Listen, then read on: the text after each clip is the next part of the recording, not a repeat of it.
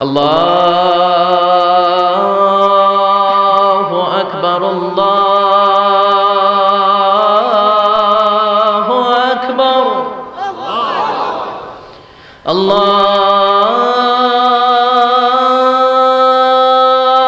আকবার আল্লাহু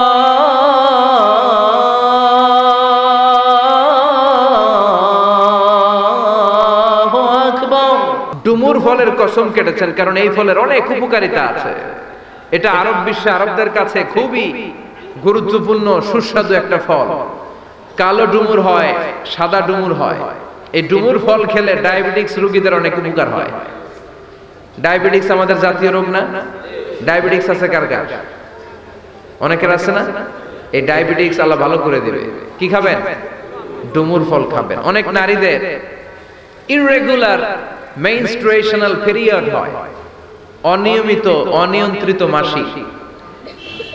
এই ডুমুর ফলের সেদ্ধ করা পানি যদি খায়, তাদের মাসিক নিয়মিত হয়ে যাবে। এটার মধ্যে অনেক স্ট্রেংথ এন্ড স্ট্যামিনা আছে। আর এই ফলটা জান্নাতি ফল। কি ফল? এটা জান্নাতি ফল। এই তিন গাছটা জান্নাতের গাছ। সাইয়েদনা আদম আলাইহিস সালামকে আল্লাহ বললেন, ওয়ালা তাকরাবা হাযিহিশ শাজারাতা ফাতাকুনা মিনাল যালিমিন। ও আদম, তুমি আর হাওয়া মিলে জান্নাতে ঘুরো, জান্নাতে খাওয়া দাওয়া করো, যা মনে চায় করো, কিন্তু একটা নিষিদ্ধ গাছ আছে, ওই গাছের কাছে যাওয়া যাবে না। কার কথা? সব খাও, সব করো, কিন্তু নিষিদ্ধ গাছের কাছে যাওয়া যাবে না। আদম আলাইহিস সালাম শয়তানের ওয়াসওয়াসায় পড়ে ওই গাছের ফলই খেয়ে ফেললেন। ওয়ালাকাদ আহিদনা ইলা আদম মিন ক্বাবলু ফানাসিয়া ওয়া লাম নাজিদ লাহু আজমা। আমি আদমকে স্পেশাল একটা অর্ডার করেছি, ওই অর্ডার আদম রক্ষা করতে পারে নাই। পারবে কেমন? আদম তো ভুলে গেছে। আদম আলাইহিস সালাম কি করছে? ভুলে গেছে। ভুল করে তিনি খেয়ে ফেললেন। শয়তানের ওয়াসওয়াসায় পড়ে শুধু আদমই খান নাই, হাওয়াও খেলেন আলাইহিমাস সালাম। খাওয়ার সাথে সাথে ওনাদের জান্নাতের পোশাকগুলো খুলতে আরম্ভ করলো, নেকেড হতে শুরু করলেন। আদম আর হাওয়া দুইজনে কি হতে শুরু করলেন? উলঙ্গ হতে শুরু করলেন। গায়ের মধ্যে আর জামা নাই। সম্মানিত ভাইয়েরা, এখানে শিক্ষণীয় যে বিষয়টা সেটা হচ্ছে শয়তানের কাজ, শয়তানের মিশন জান্নাতেও যেটা ছিল দুনিয়াতেও এটা। শয়তানের মিশন হচ্ছে আদম জাত, বনি আদমের দেহ থেকে কেমন করে কাপড় খোলা যায়, নারীদেরকে কেমন করে উলঙ্গ করা যায়। জান্নাতে যেমনি আদম আর হাওয়া আলাইহিস সালামের কাপড় শয়তান খুলেছে, দুনিয়াতেও শয়তান আমাদেরকে অশ্লীল বানাতে চায়। চিল্লায় বলেন ঠিক কিনা? এজন্য আমার মায়েরা, আমার বোনেরা, যাদের কানে আমার মাইকের আওয়াজ যায়, খবরদার, শয়তানের এই ওয়াসওয়াসায় ফাঁদে পা দেয়া যাবে না। শয়তান চেয়েছে জান্নাতে কেমন করে মা হাওয়ার কাপড় খুলে ফেলা যায়, দুনিয়াতেও শয়তান চায় কেমন করে আপনাদেরকে নেকেড বানানো যায়। ঠিক কিনা? বাংলাদেশের নারীদের কাপড় এখন দেহের মধ্যে বাড়ছে নাকি কমছে? আছি আমরা এখন জামানায়, লাজ শরম গেছে হারায়। ঠিক কিনা? পাতলা শাড়ির বাহার, পাখি ড্রেস, লেহেঙ্গা পোশাক দেখে নারীর লাজে মরে যাই। হায় হায়, আছি আমরা এখন জামানায়, লাজ শরম গেছে হারায়। ঠিক কিনা? পোশাক আশাক নারীদের খাটো হতে শুরু করেছে। এটা শয়তানের মিশন। এজন্য মায়েরা, বোনেরা, খবরদার, পোশাককে ছোট করবেন না, খাটো করবেন না। হেজাব পরবেন। এই হেজাবকে ফরজ করেছে কে? এই হেজাব আপনার অধিকার। আপনার অধিকার আপনি বুঝে নেন। হেজাব আপনার অহংকার। এই হেজাব হচ্ছে আপনার আভিজাত্যের প্রতীক। চিল্লায় বলেন ঠিক কিনা? নারী অধিকারের যারা কথা বলে, নারী আন্দোলনের কথা যারা বলে, তাদের কথায় কান দিবেন না। এরা বক্তব্যের মঞ্চে উঠে নারীর অধিকারের কথা বলে, কিন্তু তাদের ঘরেই নারীরা বেশি নির্যাতিতা।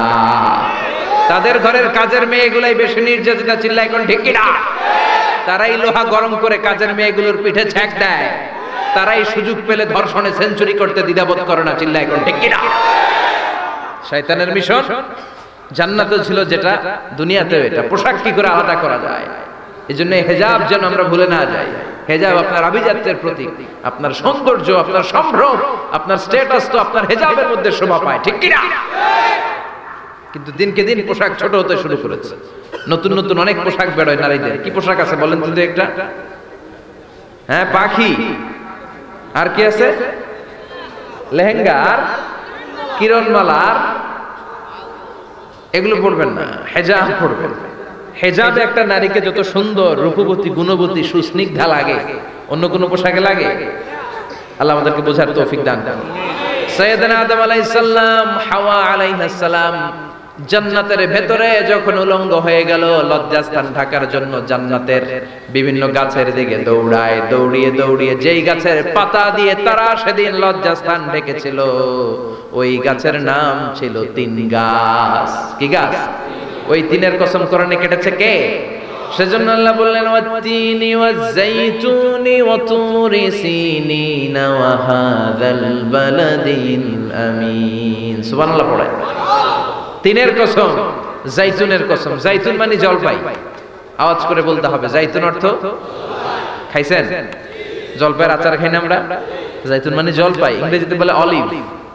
তবে আমাদের জলপাই আর আরব দেশের জলপাই একটু গুণগত পার্থক্য আছে। আরব দেশের জলপাই একটু ছোট হয়, আমাদের গুলা সাইজে বড় হয়। আরব দেশের জলপাই একসাথে অনেকগুলা খাওয়া যায়, আর আমাদের দেশের জলপাই আবার 2-3টার বেশি খাওয়া যায় না, অনেক টক না? এই 7টা জলপাই আর একটা তিন, এই মিক্স রেশিওতে যদি আপনি রেগুলার খান, আপনার বার্ধক্য রোধ হবে, আপনার স্বাস্থ্য ভালো থাকবে। আলহামদুলিল্লাহ পড়েন। এই জাইতুন গাছগুলো আরব দেশে হিল ট্র্যাক্টস, পাহাড়ি এরিয়াতে হয়, 100 বছর বেঁচে থাকে। বিশ্বনবী বলেছেন কুলু যাইতা ওয়াদাহিনু ফাইন্নাহা মিন শাজারাতিন মুবারাকা। বিশ্বনবী বললেন জাইতুনের তেল খাও, জাইতুনের তেল গায়ের মধ্যে দাও, জাইতুনের তেল মালিশ করো, জাইতুনের ভেতরে বরকত ঢুকায় দিয়েছে কে? জাইতুনের তেল দাড়িতে, চুলে মালিশ করলে দাড়ি চুল সহজে পাকে না।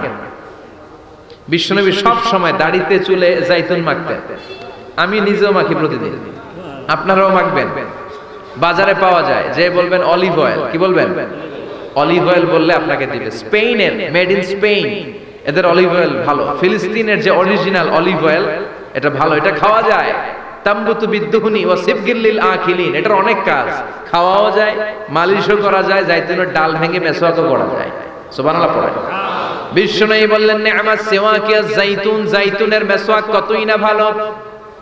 ফাইন্নাহা সিওয়াকি ওয়া সিওয়াকুল আমবিয়াই মিন ক্বাবলি, কেননা আমি বিশ্বনবী নিজে জাইতুনের ডাল ভেঙে মেসওয়াক করি, আমার আগে লক্ষাধিক নবীরা সবাই জাইতুনের ডাল দিয়ে মেসওয়াক করেছে। সুবহানাল্লাহ পড়েন। আপনার দেহের ব্যাড কোলেস্টেরলের লেভেল কমে যাবে যদি জাইতুন আপনি খান। দাড়িতে মাখবেন, চুলে মাখবেন। আবার সালাদের মধ্যেও জাইতুনের তেল দিয়ে খাওয়া যায়, যদি এক্সট্রা ভার্জিন হয়। লেস দেন 1% অ্যাসিড দিয়ে এটাকে পিউরিফাইং করলে এটার বলে এক্সট্রা ভার্জিন। এরপর আরেকটা আছে ভার্জিন, 2% অ্যাসিড দিয়ে পিউরিফাইং করে। 3, 4, 5% অ্যাসিড দিয়ে পিউরিফাইং করলে ওটার বলে রিফাইন্ড পিওর, ওটা গায়ে মালিশ করবেন। বরকত আছে না নাই? আল্লাহর সৃষ্টির মধ্যে কোনো খুঁত ধরার, ভুল ধরার ক্ষমতা কারো আছে? এক লোক বট গাছের তলায় বসে বিশ্রাম নিচ্ছে, আর বট ফল দেখে অবাক যে এত মোটা বট গাছ, ফলগুলো এত ছোট। বট ফল ছোট হয় না নাকি এত বড়? আর পাশে লাউ গাছ, আল্লাহরে গালে দিতেছে। আল্লাহর কি রুচি! চিকন চিকন কুমড়া গাছ, চিকন চিকন লাউ গাছ, এত বড় ফল, আর ইয়া মোটা বট গাছ, এতটুকু ফল। আল্লাহর গালি দিতে দিতে ঘুমায় গেছে। আল্লাহরে গালি মারতে মারতে কখন যে ঘুমায় গেছে নিজেও জানেন। হঠাৎ একটা বট ফল পড়ছে একেবারে নাকে, লাফ দিয়ে উঠেছে। উঠে দেখে নাক দিয়ে রক্ত বেরোচ্ছে, ব্লিডিং। নাকের রক্ত মুছে আর পড়তে আরম্ভ করছে আলহামদুলিল্লাহ। কি পড়ে? মনে মনে কয় আল্লাহরে কেন গালি দিলাম? ওই কুমড়া যদি এইখানে হইতো, ওই লাউ যদি এইটার উপরে হতো, কুমড়া যদি একটা নাকের উপরে পড়তো, আমি নিজেই কুমড়া হয়ে যাইতাম। ঠিক কি না? সুবহানাল্লাহ পড়েন। মা খালাকতা হাযা বাতিলা, এমনি এমনি আল্লাহ কিছু বানায় নাই, যেখানে যেটা যতটুকু দরকার সেটা করে দিয়েছে কে? চোখ যেখানে থাকা দরকার চোখ দিছে কে? নাক যেখানে দরকার নাক দিছে কে? চোখ কান এদিকে না হয়ে যদি অন্যদিকে হইতো সুবিধা হইতো? চোখ দুইটা মনে করেন এদিকে নাই, আছে এদিকে, এদিকে একটা চোখ, এদিকে, সুবিধা হইতো? খাওয়ার সময় আমরা প্রথমে দেখি, নাক দিয়ে শুকি, তারপরে মুখে মারি, ঠিক কি না? তো চোখ যদি পিছনে হইতো, প্রত্যেকটা খাবার নিয়ে চোখটা দেখানো লাগতো এইভাবে, তাই না? নাকও যদি এইখানে না হয়ে এদিকে নাকটা হইতো, খাবার নিয়ে ঘ্রাণ শুকতে চাইলে পেছনে নিয়ে। দেখেন কি সেটিং! চোখ যদি এইখানে না থেকে মাত্র 2 ইঞ্চি উপরে যদি আল্লাহ দিত, এদিকে একটা চোখ এদিকে একটা চোখ, সেজদা দিতে পারতেন?